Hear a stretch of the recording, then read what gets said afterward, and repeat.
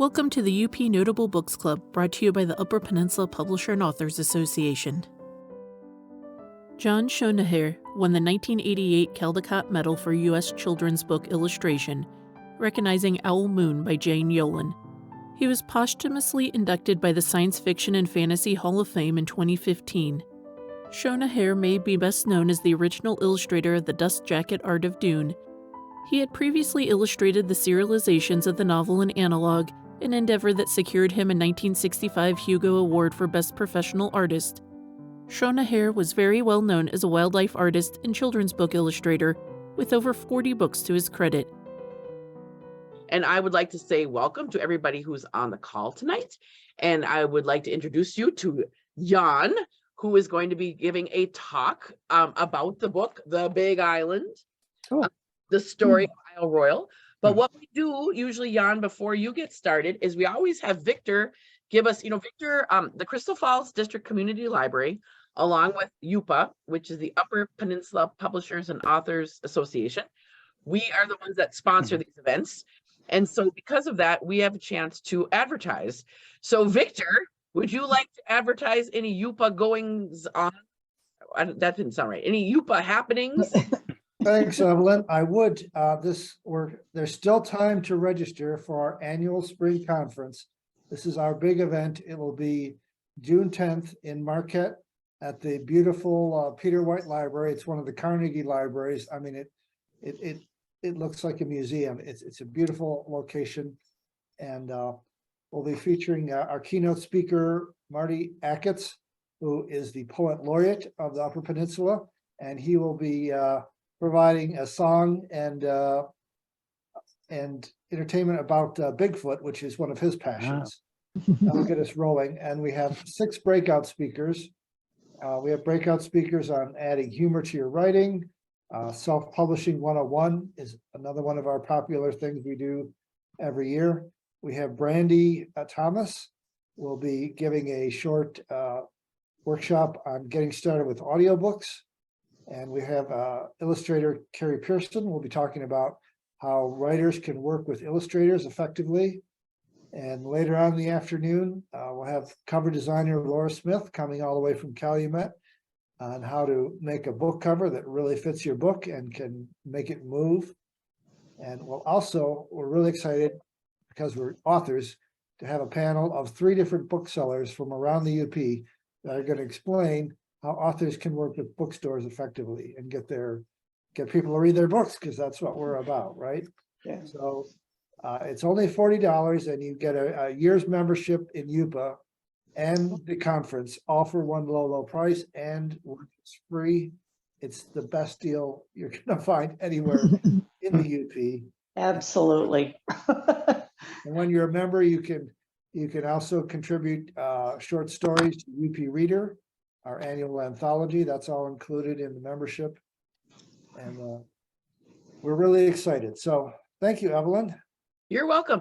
And if I can just add to anybody who's listening today who happens to be an author, I think it's really important to maybe go to that breakout session about how to make a good cover. Because as a librarian, you spend a lot of your day ordering books, and you do judge the book by the cover. Really do. So there's so many books coming at you, and it's key to have a good cover. Yeah. One author, a local author, as a matter of fact, she started a series, and the cover she had was, I thought, fine. And she went ahead and had a new cover, and it was, so it matters. Your covers matter. So I think that's a great session there to have, Victor. And I do hope you get a lot of people out for your event. I will put it on the email to tell people to register. And without any further ado, I would like to again introduce you to Jan. And we are all anxious to hear about, what you have to tell us about this book. This is the first time we've ever had a speaker talk to us about a book that was not the author. Oh, well. Going down in history, Jan. We are ready to hear. Sort of, yeah. Default. Well, in as a way to familiarize people with the book, I wound up scanning the whole thing. And I don't know if you'd want to read it out loud, or read it silently to yourselves. But I thought it might be a good way just to get people familiar with it, since I think that's a great idea. Yeah. So yeah, it's like, I don't know if I'm quite the read aloud type. So if you're willing, I'd be grateful if you might be willing to read it. Okay, I can. Uh-huh. And then let's see, I can do this, and then we can have maybe, do you have the pictures? Oh, I do. They're all at the beginning. okay, wonderful. There you go. I'm happy to read. So we have The Big Island, A Story of Isle Royale, written by Julian May, illustrations by John Schoenherr. How do you say your last name? Schoenherr. Schoenherr. Up north is Next? a big, yeah, turn. Sorry. Oh, there you we go. Is a big, deep lake. It was made long ago when a sea of ice melted. As years went by, the lake grew a little smaller and not so deep. A big island showed its head as the waters went down. At first, the big island had only rocks on it, but soon plant seeds came floating and blowing, and green things began to grow. Animals came to the big island too. They came even though the island was far out in the lake. The beavers swam there. Some animals took a ride and found a new home. Some animals came in winter when there was ice on the lake. Other animals never came to the big island at all. They stayed on the other shore. The animals on the island lived together, and some of them ate plant food. Other animals ate meat.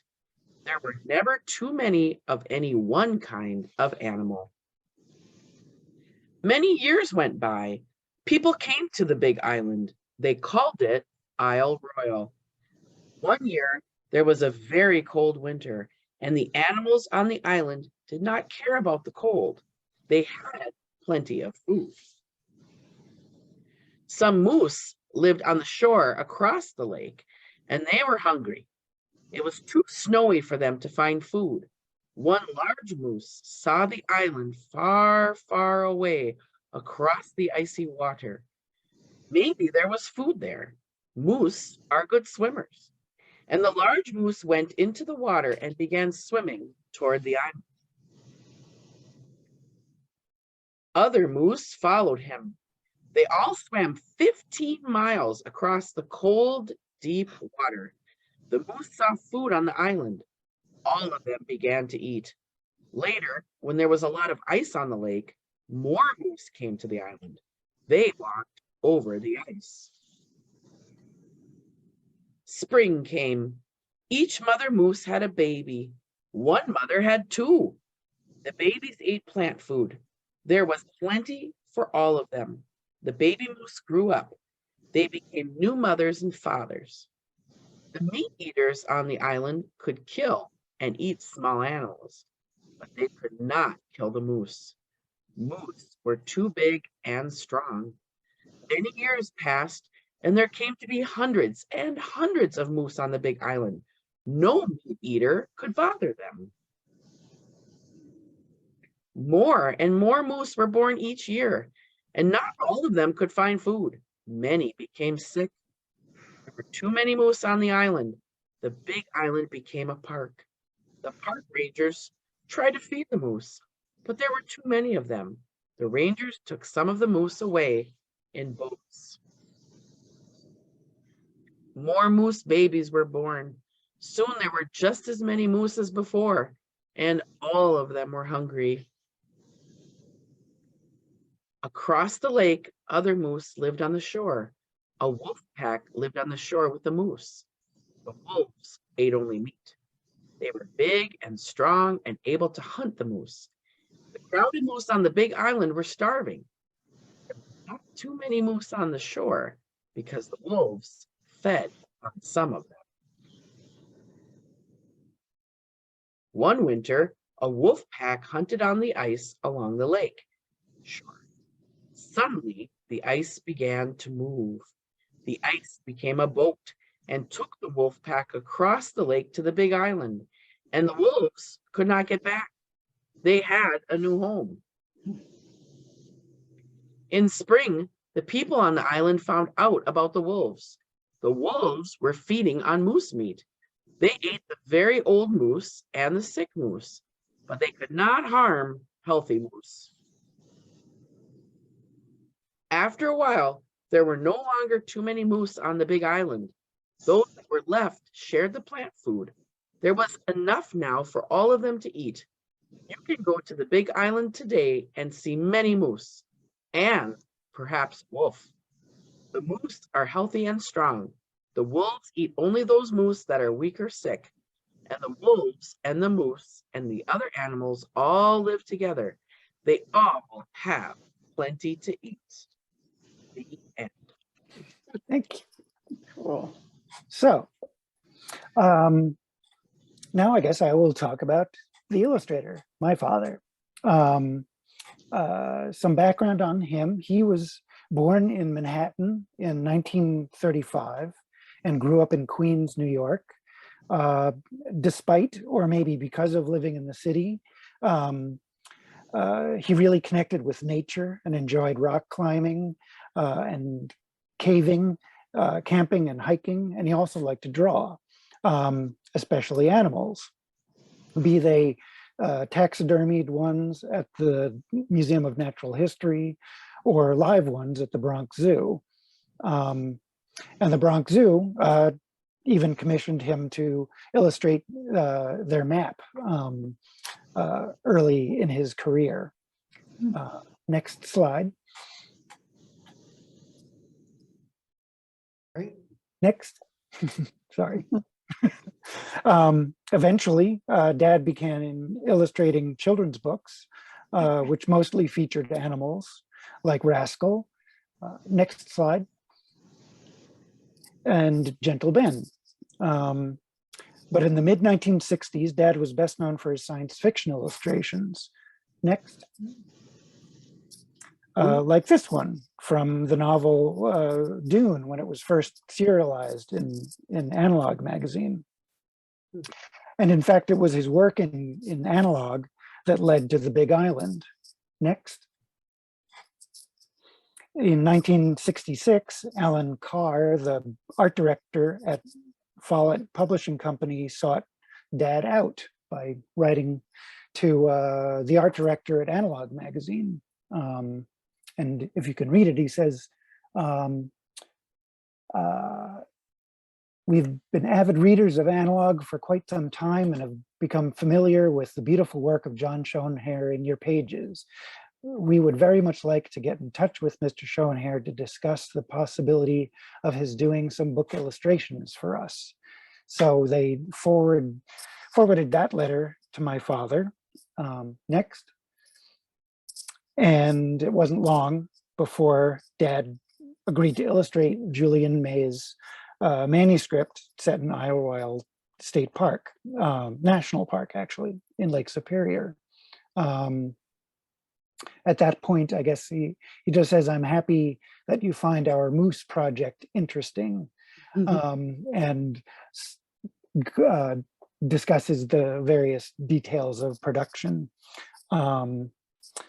Now, my father had already made a few pictures of moose, like this one made for an adventure magazine in 1960, which is fairly typical of the kind of stuff he was doing at the time. Next slide. This one for a Time Life book on North America, which he did in 1964. Next. And this one for Reader's Digest in 1965. Next slide. And this one for a book called The Phantom Setter by Robert Murphy in 1966. but he'd never seen moose in the wild, and he knew he needed to visit Isle Royale in person. So in August 1967, he and my mom left my sister and me with our grandparents, and they set off for the park. And they drove as far as they could. Next slide. But eventually they boarded a little float plane, which flew them from the mainland to the island. Next. And there's the plane in flight. Next slide. Here's my dad in the cockpit, observing. Next one. And here's the island from the air, approaching it. Next.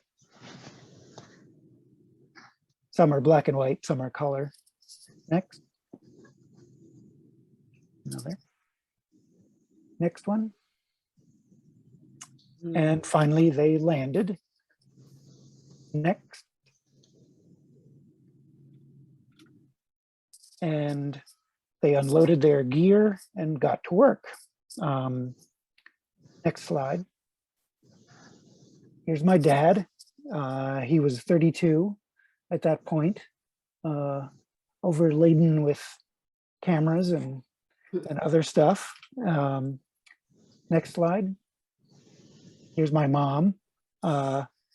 She was 28 at this time and often his assistant on such excursions. In the years before, when they would go to the zoo together, she was in charge of riling up the animals so my dad could get good action shots in them. So she was an invaluable part of the process. Next slide. Dad brought, sketchbooks along, and you can sort of see something in the works, but mostly he and my mom took photos. Next. Here's my mom in the wild of Isle Royale. Next. Nice picture. Here's Dad again. So yeah, luckily my mom was recording my dad, and dad was taking pictures of her too. Next. Here's my mom exploring an old cabin, which might have inspired the picture of the old Algonquin trading post seen in the, maybe it wasn't Algonquin trading post, it could have been the Isle Royale trading post in the picture in the book. Next one. And here's some random greenery. Next. And a shot of the, I guess a beaver pond or marshy area. Next. And a scavenging fox. Next one. And here, it's sort of hard to see, but it's the paw print of a wolf. Though they apparently never met any of the wolves in person. So they may not have been as populous back in 1967 as they are now. But next slide, they did see lots of moose. Next slide. As my father said, cows and calves passed by our camp several times a day, but we wanted to see some bulls. Next. It was their rutting season, he wrote, when they become somewhat aggressive. We found a steep rock face overlooking a beaver pond with a wading bull moose in it. And yes, through the clearing, you can almost see the moose far in the distance. Next slide. It was far away, but luckily Dad could zoom in on it. Next. And watch it do its moose business. Next. And next slide. And Dad said that from their hiding place, he and my mother felt very secure and out of reach, especially such a huge and ungainly beast. We felt less secure when the moose eventually left the pond and climbed the adjacent cliff like a ballerina. They look clumsy on the level, but are unbelievably graceful on broken ground. Next slide. Here he's, I guess, approaching, but they, and next one. And this is a postcard my mom sent to my sister saying, "We are fine, busy taking pictures of the moose, beavers, and fox. It is cool, chilly at night, but not uncomfortable. We hope you're having a nice time and helping Grandma and Grandpa. Someday we will all go camping when Jan is bigger." And we did go camping when I was bigger. Next slide. But if the photos from the indication, Dad couldn't get as close to the moose as possible. They're all kind of hidden in the trees and stuff got in the way and whatnot.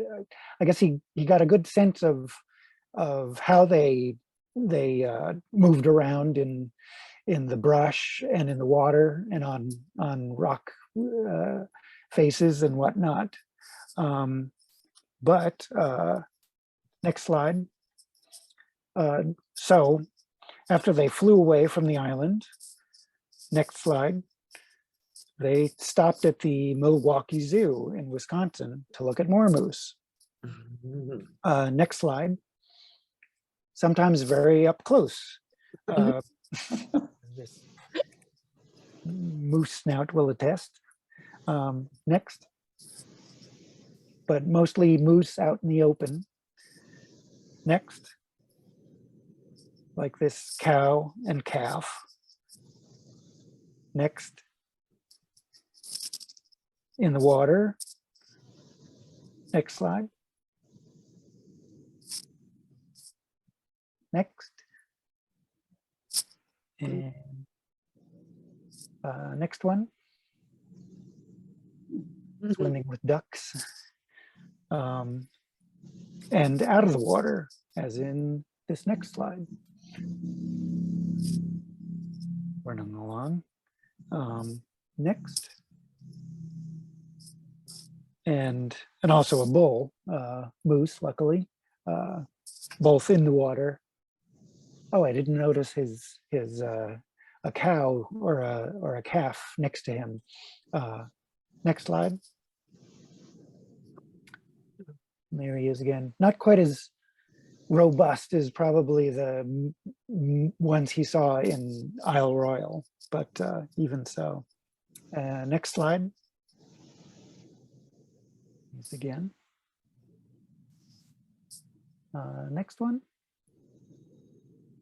And yeah, a year or so later, the Big Island was published for the first time. And this is what the jacket looked at that point.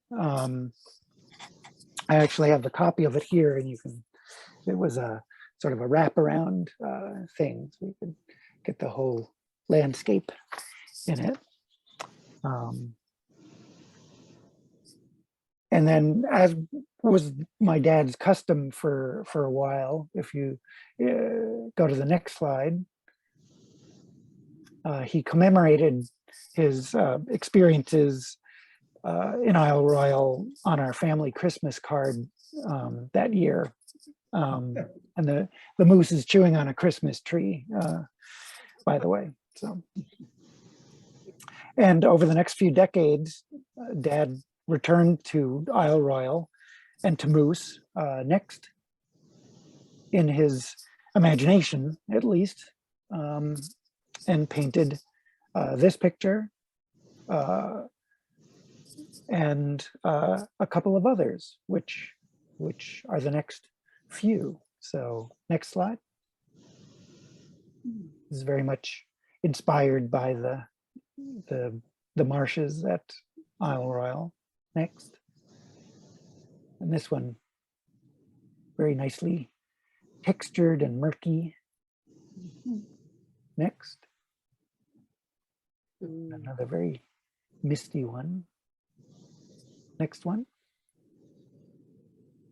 Oh, yeah. And next one. This one's called Two's Company. I don't know if it's specific to Isle Royale or Canada or Alaska. And finally, this last one, next slide, that one's called Challenger. And it's certainly one of my favorite paintings, and really does sort of, I can fully appreciate why he would have wanted to return to moose again and again over the years. He loved painting large mammals, mostly, especially bears, but moose and other North American and African animals. But I think he was fondness of moose and bears just because of their sort of large mass qualities and just how unusual they looked too. So anyway, that's my history of the Big Island. Wow. So Yeah. Well, yeah. that's really, I mean, I don't know about the other people, but I found that really kind of fascinating. Like a neat backstory, you know, with everything. You did a lot of work on that, the pictures and the postcards. Thank you. Wow.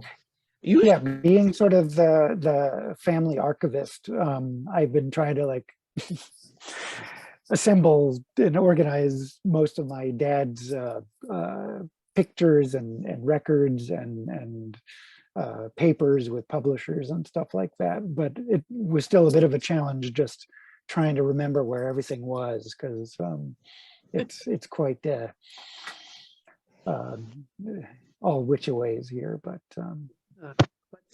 thank you for your hard work. A lot of Sure. times now we might open up the conversation to see if anybody had any questions. Is that okay?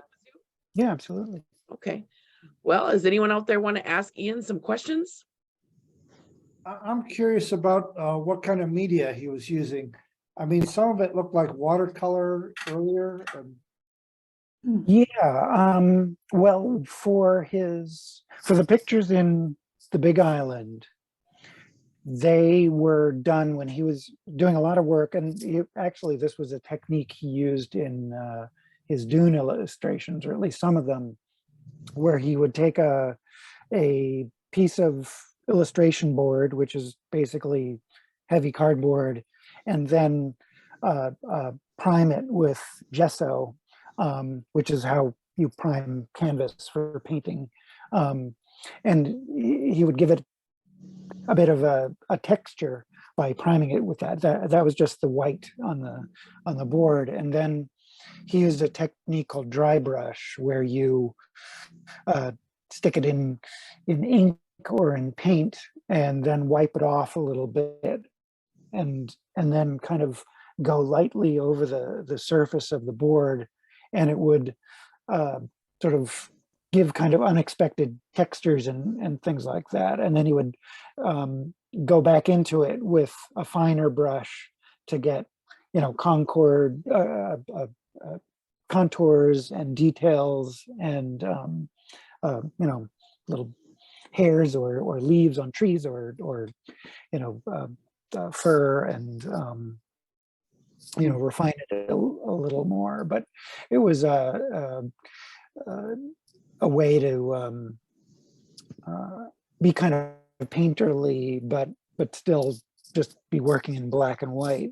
And then with this book, as with some other ones, the color was on different sheets of, I think he was using just like sort of a heavy tracing paper.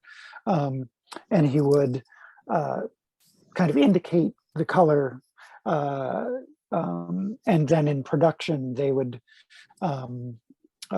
assign these different things, different colors to. They were, I guess, mostly just green and brown, and it was. It sometimes in production they wouldn't pick quite the right color, so things could get a little murky. But by and large, the finished product for the Big Island turned out pretty well. But the trouble is because the pictures were done on a few different layers, they don't necessarily present well in public. Like you can't necessarily, frame them and hang them up. There's a couple illustrations that it's like the cover probably could work out well because most of it's sort of defined, but in certain cases it's just if he was doing a lot of texture on the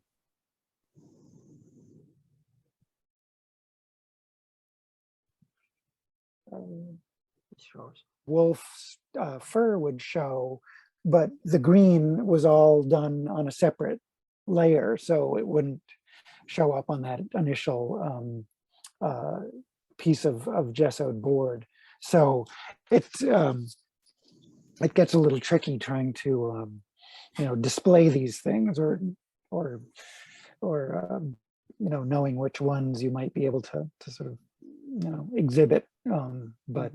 Anyway, but yeah, his later work, I think his moose paintings, the later ones that I showed, were mostly done in oil on canvas, which was his preferred medium later on. And the earlier things that I showed were sometimes he worked in scratchboard, which was again kind of a coated board that he could work with a brush and a pen, but then also scratch away at to correct or to create textures and things like that. So he was kind of a master of a lot of different techniques, and often it was based on what reproduced well,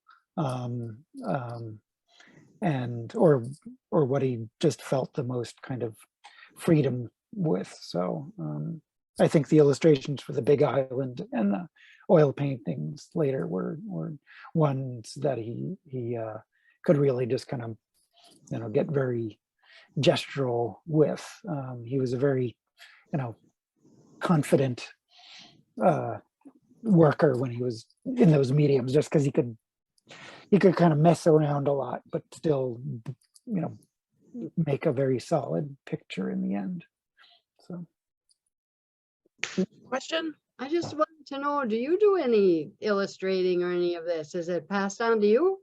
I do. I'm much different than my dad, but I have done a lot of children's books and things like that. But I never quite had the knack or the skill at drawing animals so well. I tend more towards the cartoony thing than my dad's stuff, which in looking at these pictures and then at the others, he just had this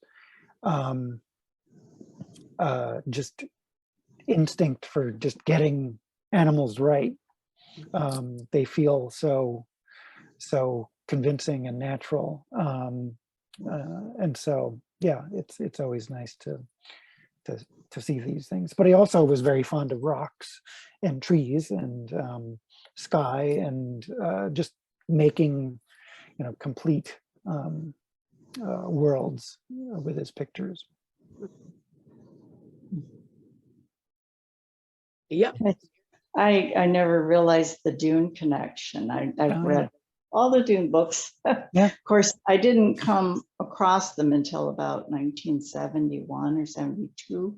Yeah. So I'm not sure whether the illustrations they were using then were your dad's or not. Yeah, no, in certain cases he did, like when it was first serialized, he was the first artist to depict Dune in the magazines, and then he did the first paperback cover and the first hardback cover, and Oh. then later on he didn't do the mass market covers that were most familiar in Mhm. the mid 70s, but he returned to it every couple of years, either in the magazines or for the jackets of later copies of the book, or the later copies of the books. I have some actually right here. So like this was I from have that one. yeah, this is 1984, I think he did Yeah. that. And this was the first edition of Mhm. Dune. So Wow. and and in the 1977, he did the illustrated Dune, Mhm. and a Dune calendar, things like that. So Wow. and even some record album covers for Frank Herbert reading chapters of the book. Wow. So it was, yeah, that was another one of those things that Mhm. just about the same time he illustrated The Big Island, he was, I guess he had worked on the first phase of Dune, and it was, you know, something that he would revisit again over the next That's awesome. 5 years. Never knew. Yeah. Great. As a wannabe artist, I can really admire, you know, his technique. It's just, Yeah. yeah. Yeah, it Realism was is my thing, unfortunately. But I like to dabble with it anyway. yeah. Well, it's worth. I have a question. Mhm. What, you know, I know that you were saying before that the Big Island, this was when you were very small. Mhm. What was it like growing up with your father and mother? It sounds like you went on some adventures with them as they were creating, you know, as he was making books. Did you have? Yeah, well, we my dad was loved the Adirondacks, and we went when I was little, and sort of stayed in some of the same old lean-tos that he did up in the mountains. He actually they had their honeymoon in Adirondack Lodge, and climbed up Mount Marcy, and did other stuff when they were there. I think my dad's engagement present to my mom was a pair of hiking boots, so she knew what she was in for. And my parents also went to Iran in 1970, and photographed, you know, ibex and wild boar and other things like that, and that was a pretty ambitious safari of his, and he also went to Alaska a few times. And though as far as family trips, our main one was going out west when I was 8 years old, and we drove out, stopping at various caves and national monuments along the way, and eventually went to Glacier Park, and then down to Yellowstone and the Badlands and things. But you know, sometimes it was easier for my dad just to go off on his own with these journeys, because otherwise he would have some whining kids in the back seat. But we did. I mean, thinking back, I loved the opportunity to go these places. But you know, in those days, though, we went out to Montana ostensibly looking for bear, and we didn't see any, because there just weren't there in the early 70s. So we were mostly seeing bighorn sheep and mountain goats and chipmunks. But when my dad started to go to Alaska, he was able to, scratch that itch more. So we have lots of bears now. yeah, that's what I've heard. I'm a little. I don't know if I have the fortitude to. Yeah. I remember at one point we were, I think, in Yellowstone, and we went out. Dad and I went out to get firewood, and he saw a brown thing moving slowly in the distance, and we took off running, and then realized it was just an elk. So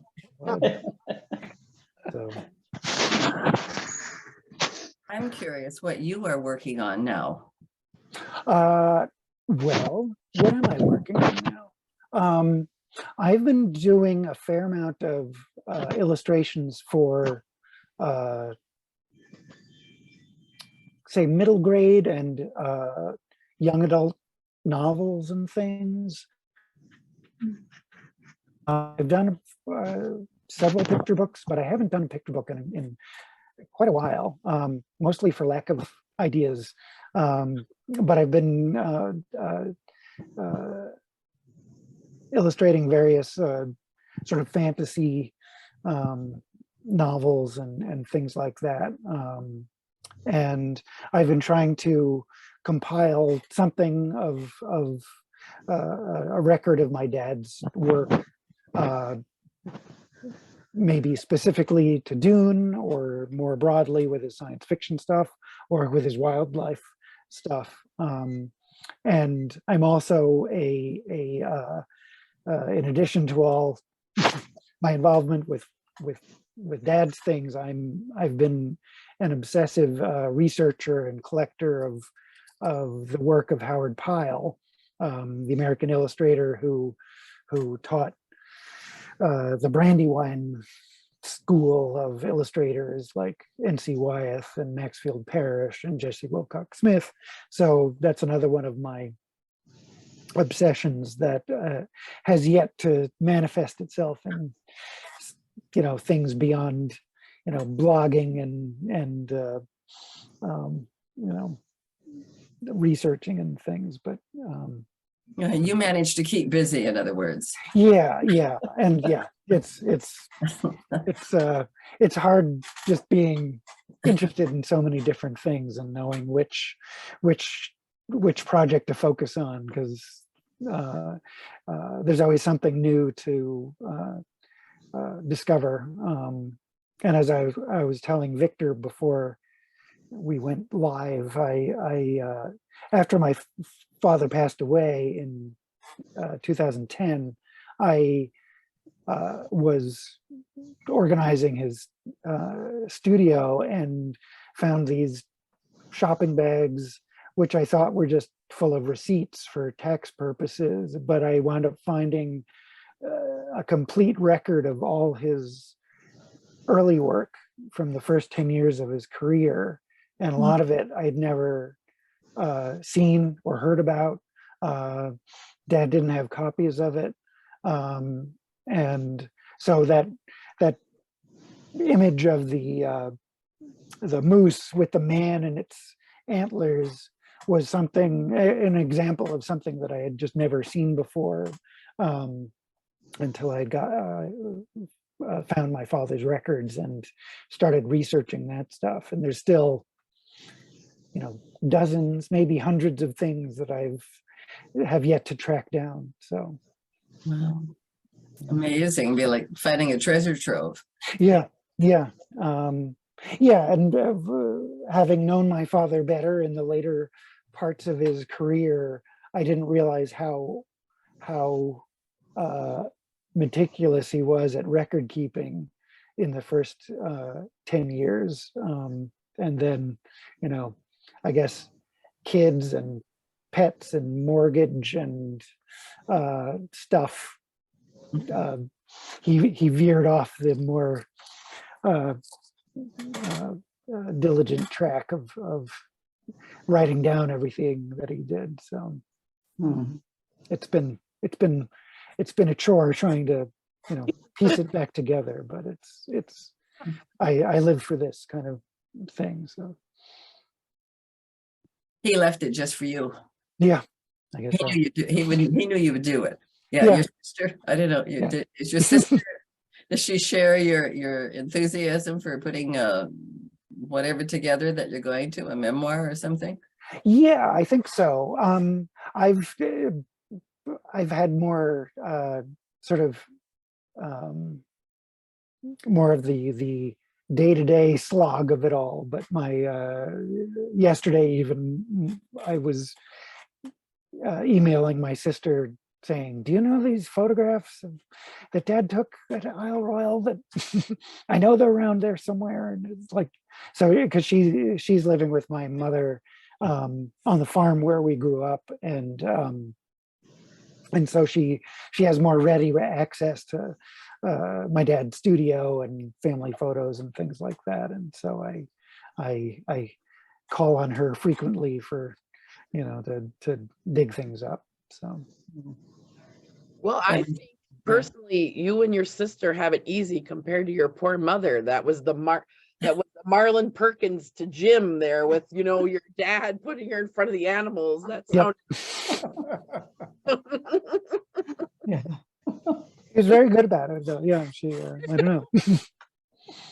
Yeah, because she I think my mom trained as a emergency room nurse, and so I think she was, you know, prepared for, you know, drama like that, or maybe it was a nice diversion for her to, you know, frighten snow leopards at the zoo or whatever. Exactly. Yeah, all for the sake of art. Do you have do you have something there in your library that you could show us that you've illustrated? Just Sure. I need to go off camera for a second, but one's in reach. Actually. okay. Hold on. And there's lots of his stuff on Amazon. Compare, you know. Yeah. So yeah, have a quick look and see if we see some similarities between the moose and what he has. Yeah.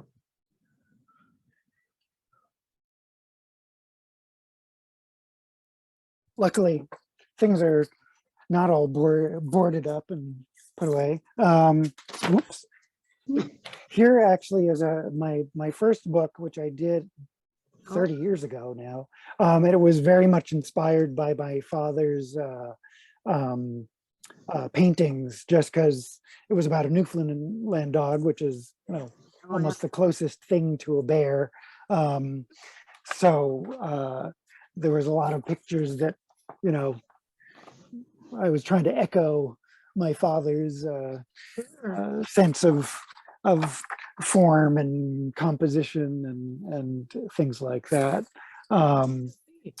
But as I said, more recently, I've been doing fantasy things, and unfortunately, I don't have the American edition. But here's the Dutch version of a book that's in English. It's called The Book of Boy, and it was a Newbery Honor 4 years ago. And for this one, there's also sorts of little, you know, headpieces and things. And I do like drawing maps a lot. So this is also fairly typical of what I do. And I've been illustrating a couple of books by Kristen Kishore of this. The first book was called Graceling. And so I do like the end papers with, you know, various critters and again, more fantasy maps and what else?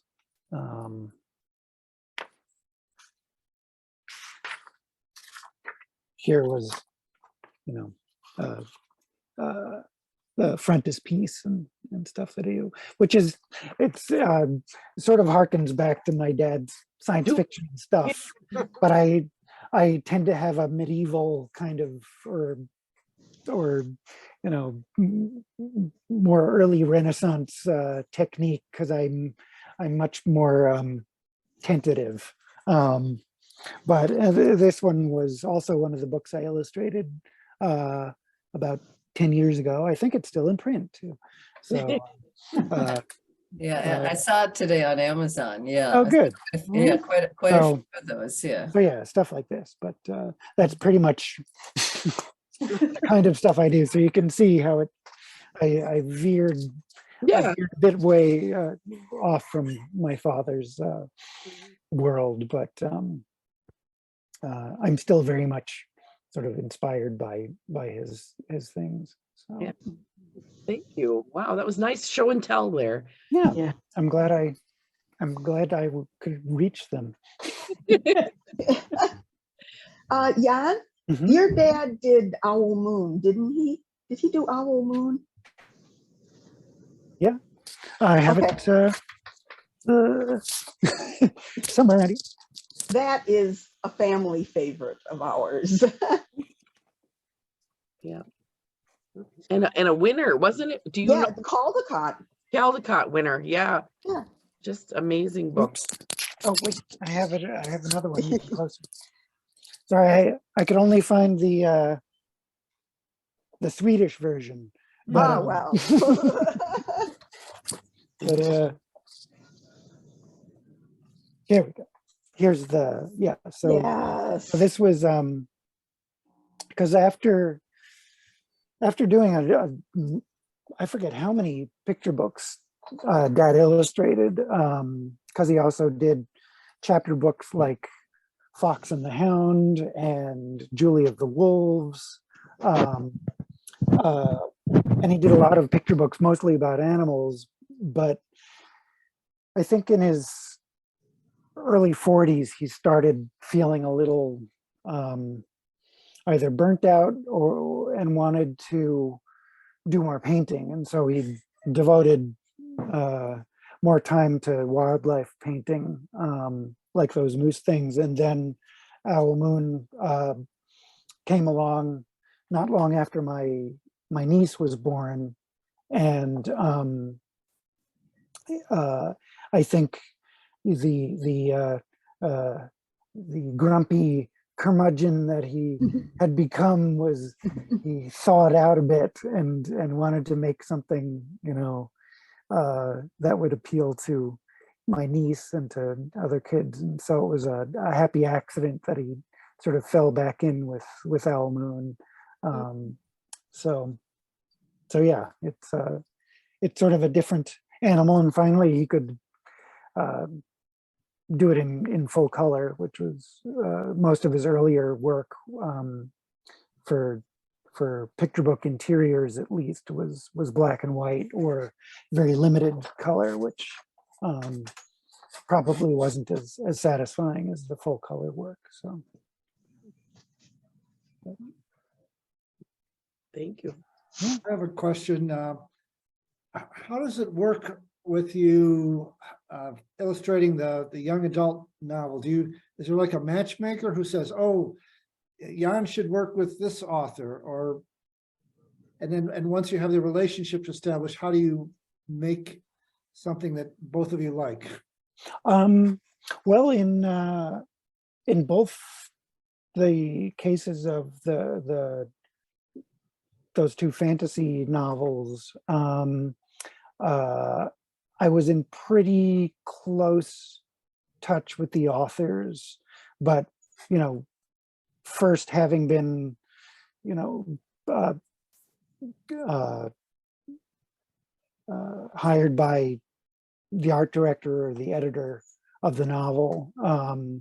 In both cases, I think they wanted something, you know, antique looking or something, and knew that I kind of specialized in that method. And so it was, just old connections that knew the kind of work I did. And not all the time do authors have a say over who does the illustrations and what they look like. But in those two cases, the authors were involved, and it was very satisfying doing it that way, because you could, really sort of zero in on what they liked. So.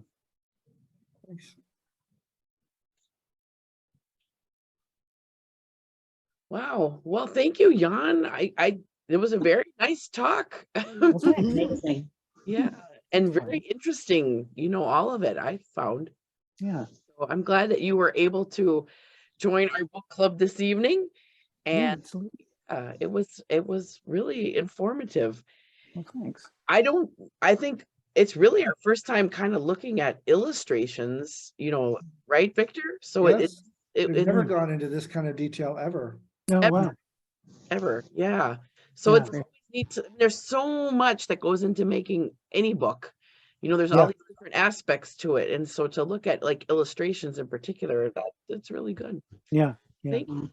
Yeah, it's funny how people sort of imagine them just sort of, or some books just seem so fully formed when they appear, but it can be years that these things are put together. So it's I love learning more about the process and just being aware of the struggles or the fun that people went through to put something together. So yeah. And I mean, just seeing those pictures, that you found of your parents there, it's so neat, because it's like it's kind of putting the book to life, and we get that a lot with authors, and just the way they're talking about like their life, like their past. You can see, oh, that bit's in the book, but to actually see the pictures, and then you've got these pictures, it's kind of fun. So something a little different for us. So thank you so much. Well, I'm glad I could be of service. Yeah. And next month, everybody, we are going to be meeting with Hilton Everett Moore, and we're going to be talking about his book North of Nelson, which is a short story collection all about all set in the Upper Peninsula. So please come back. We always meet. That's going to be on June. I got to check my calendar here. The second Thursday in June, which June 8th, I think. June 8th sounds right. Yeah, at 6 o'clock Central, 7 o'clock Eastern time. We will see hopefully all of you back. Thank you so much, and thank you. You've been watching the UP Notable Books Club, brought to you by the Upper Peninsula Publisher and Authors Association. To join or for more information, please visit us at www.upa.org or www.upnotable.com.